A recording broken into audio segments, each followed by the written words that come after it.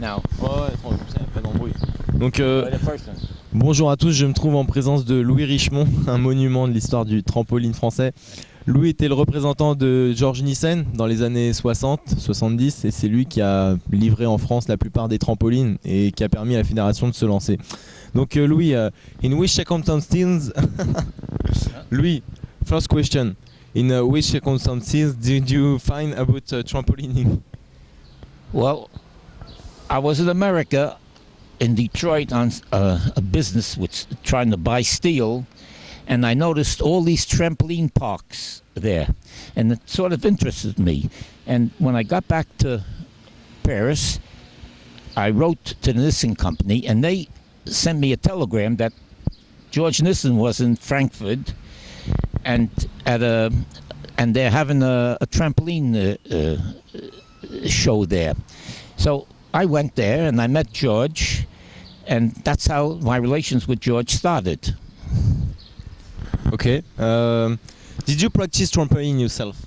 No, I didn't practice it, but I used to jump on it just to test it, and that's all. But I was no trampolinist. Okay. Could you tell us more on George Nissen, on the relationship you had over the years with him? Can you repeat that question? Could you tell us more on George Nissen and the relationship you had over the years with him? Well, I knew George since 1963, and he did a pretty good job in promoting the trampoline, and he came off into Europe, and I arranged to get permission from him to use the name Nissen Trampoline, and I started a company here, Nissen Trampoline, and also Nissen France, and well, he was pretty good with me. He helped me a lot, and because I didn't have much behind me to do anything on my own, and I got started that way. And I got in touch with the French who were interested in trampoline in the gymnasiums, and that's how I got to know Bernard Hamel and Roquette and the others, and well, what else? C'est pas grave. Oh yeah, and the relationships with all these people was very good, and they all cooperated well with me, and we helped one another a lot. Cadre que sur lui, d'accord. How's the sound? It's wonderful. Cadre que sur lui, d'accord. Oh, oui. Quand tu poses ma question, après tu cadres que sur lui. Sinon je. Ok. Well, you have to say how long I worked with him. Yes. Well, could you just more on your responsibilities within the Nissen company? Well, I didn't work direct with him. I had a concession, and I dealt with them, and we dealt with one another, and this went on for about 25 years, and then I retired, and I sold my company to a French company. What circumstances lead you? J'arrive pas, j'en chie, putain. What? Attends, vas-y, coupe. Answer. Answer. Il prononce pas le W. Answer. In your answer, may you introduce the question. Okay. Yeah. And okay. Once again. Yeah. Wait. What? Well, I lived in France at the time, and when I used to go to America on different businesses, and I used to see all these trampoline parks there, and they were very crowded, and they seemed to be going very good, and it interests me. And I took down all the information concerning Nissen and his address, and when I got to Paris, I wrote, and I got a telegram back telling me that Nissen was at that time having a trampoline show in Frankfurt, and they gave me the address, and I went on the telegram, and I went there, and that's how I met George Nissen the first time, and we spoke, and for the start, and then I left, and then I kept in touch with him, and then little by little, I arranged everything, and he allowed me to use the name Nissen and Nissen France. He gave me the permission, and then I started to import trampolines. Well, he had to give me a lot of credit because at that time, and we got along pretty good. And then he contacted me with his company in England. He had a company that manufactured trampolines in England. George in America made all the trampolines chrome. In England, they were zange. That was the difference. And how's it? Ok. Mais n'hésite pas à couper Ali entre. No, Where are you working in other countries? I was strictly France and Francophone, but I did get orders from Saint Maurice. I made a delivery there. I got orders from Madagascar. I used to get orders from Guadeloupe and Martinique, but mostly where it was French speaking, and a lot of their professors of gymnastics would come to Paris, and they would look me up, and I used to arrange a sale. They used to come and see the equipment, and they would buy. And then, but I mostly sold in France. I also sold to the plage, and wait. Non, mais c'est bon. Wait. What was your relationship with Kurt Bachelor? Huh? Oh putain, What was your relationship with Kurt Bachelor? Ouais, c'est la question 7. Yeah. Question 7. Oh, Bachelor. Yes. Oh. Kurt Bachelor. What was your relationship with Kurt Bachelor? My relationships with Kurt Bachelor were perfect. Kurt Bachelor was a good businessman. He started with nothing, and he built himself up well, and he's a person you can trust.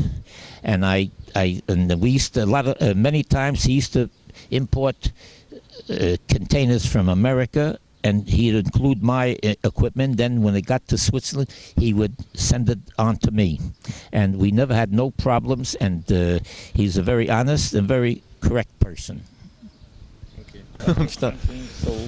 Could you tell us more on the first trampoline sold or delivered in France? Could you tell us more on your role in developing in trampoline in France? Yeah.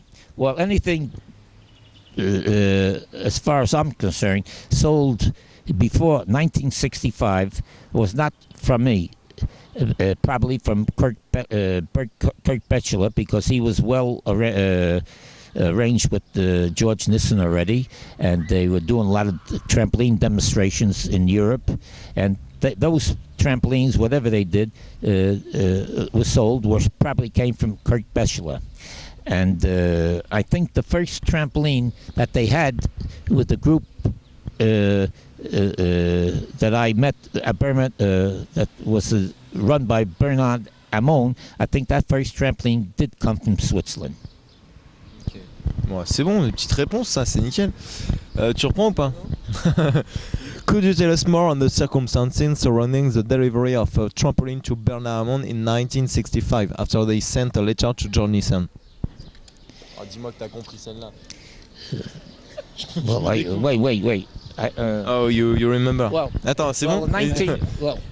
As of 1965, I started to sell trampolines in France, and as far as the letter sent to George Nissen, I don't remember it, but he was always in contact with George. Bernard was, and I was the only one selling trampolines, and usually I would be selling the trampolines made in England that was Zange, and they were cheaper. To develop double mini trampoline and spaceball. Question 11. What is your opinion of the lack of? Tu l'as ma question, ouais, c'est bon. Tu l'as pas ma question? T'as pas le début? What is your opinion of the lack of initiative in France for developing the Well- double mini trampoline? Well, a double mini trampoline, as I understand, was started by